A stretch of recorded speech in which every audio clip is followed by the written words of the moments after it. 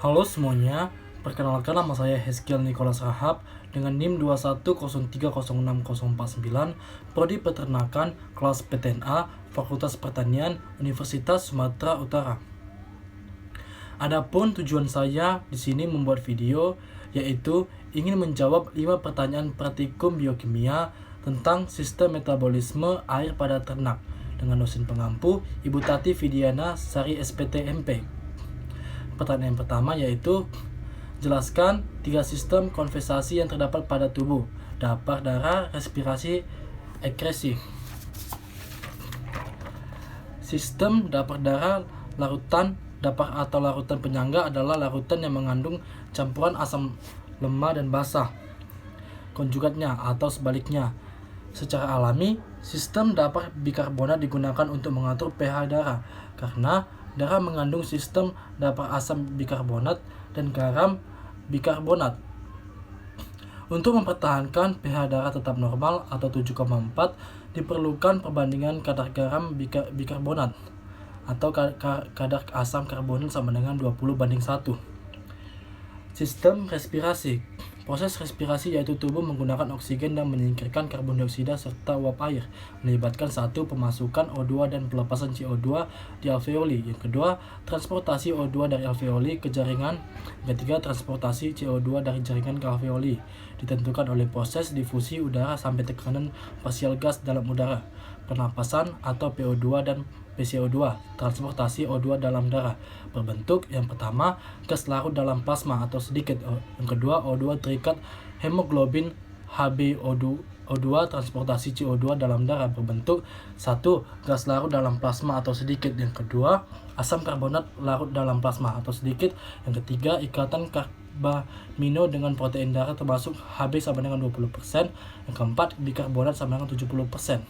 Sistem ekresi. Melalui ginjal mengatur kandungan garam bikarbonat dalam darah dengan cara yang pertama, mobilisasi ion H+ di tubulus proksimal dengan reabsorpsi Na+. Yang kedua, sekresi di H+ di tubulus distal ditukar dengan Na+. Yang ketiga, membentuk amonia NH4+ di tubulus distal menggantikan A+ yang dipakai untuk sekresi ion H+. Masuk ke dalam pertanyaan yang kedua yaitu sistem metabolisme air dalam tubuh ternak. Yang pertama, air yang diminum ternak masuk ke dalam mulut menuju saluran pencernaan. Lalu yang kedua, air masuk melalui pembuluh kapiler ke dalam darah yang akan dialirkan ke seluruh tubuh ternak. Setelah itu, tahap ketiga, air membantu jantung memompa darah ke seluruh tubuh. Nah, saat air sampai di paru-paru ternak, akan terjadi pertukaran oksigen dan karbon dioksida. Proses selanjutnya yang keempat yaitu terjadi pada organ hati ternak. Pada tahap ini, air akan membantu proses metabolisme karbohidrat, lemak, dan protein. Proses yang terakhir yang kelima, air menuju ginjal ternak. Pada tahap ini, air membantu ginjal pada ternak dalam proses penyaringan zat sisa untuk dikeluarkan bersama air seni atau urin ternak tersebut. Masuk ke dalam pertanyaan yang ketiga yaitu dari mana asal sumber air dalam tubuh ternak? Sumber air untuk ternak berasal dari air minum. Lalu ada air metabolik yang didapat sebagai hasil dari oksidasi makanan dan sintesa dari molekul yang kompleks di dalam tubuh. Contohnya, glukosa, oksigen, karbon dioksida, air proses oksidasi dalam metabolisme protein dan lemak. Air metabolik yang dihasilkan 42 dan 107 dan dalam kondisi tertentu sebagai musim dingin, air metabolik dapat memenuhi kebutuhan ternak yang tidur pada musim dingin. Dapat mempergunakan timbunan lemak untuk persediaan kebutuhan energi, dan air metabolik memberikan cukup air untuk memenuhi air yang hilang karena proses pernapasan dan penguapan. Air metabolik dipenuhi dari bahan makanan yang mengandung hidrogen. Glukosa menghasilkan 60% air, sukrosa menghasilkan 57,9% dan pati menghasilkan 55,5%. masuk dalam pertanyaan yang keempat, yaitu jelaskan bagaimana menghitung air metabolik. Contoh, bila suatu ransum mengandung 10% protein, 20% lemak, dan 55% KH, jumlah air metabolik yang dihasilkan untuk setiap 10 kilokalori energi metabolik. Ada zat-zat makanan, yaitu karbohidrat. Air metabolik hasil oksidasi sama dengan 60 gram. Rata-rata kalori sama dengan 400 kilokalori. Air metabolik per 100 kilokalori energi metabolik sama dengan 15,0. Masuk yang ke protein, yaitu air metabolik hasil oksidasinya sama dengan 42 gram. Rata-rata kalori sama dengan 400 kilokalori. Air metabolik per 100 kilokalori energi metabolik yaitu 10,5. Masuk yang ke lemak, air metabolik hasil oksidasinya sama dengan 100 gram. Rata-rata kalorinya sama dengan 900 kilokalori. Air metabolik per 100 kilokalori energi metabolik sama dengan 11,1. Air metabolik dari 100 gram ransum adalah 10 gram protein dikali 4 sama dengan 40 kilokalori. 20 gram lemak dikali 9 sama dengan 180 kilokalori. 55 gram KH kali 4 sama dengan 220 kilokalori. Lalu dijumlah 40 kilokalori ditambah 180 kilokalori ditambah 220 kilokalori menjadi 440 kilokalori. 40 kilokalori menghasilkan 40 dikali 0,15 kilokalori sama dengan 4,2 gram air metabolik. Lalu 180 kilokalori menghasilkan 180 dikali 0,41 kilokalori sama dengan 19,98 gram air metabolik.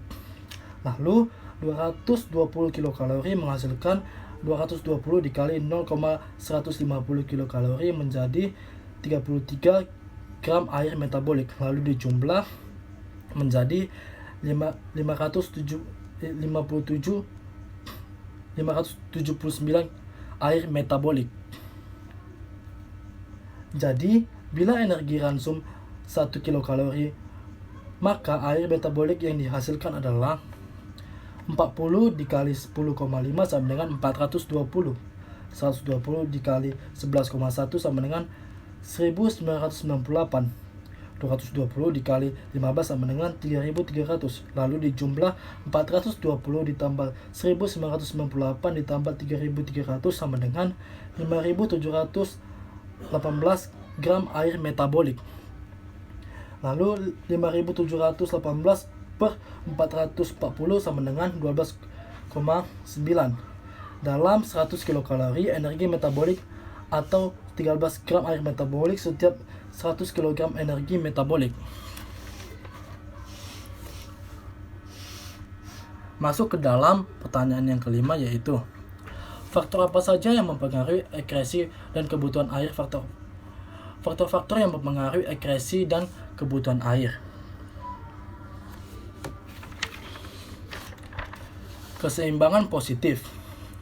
Bila air masuk ke dalam tubuh lebih banyak daripada yang dikeluarkan dalam tubuh.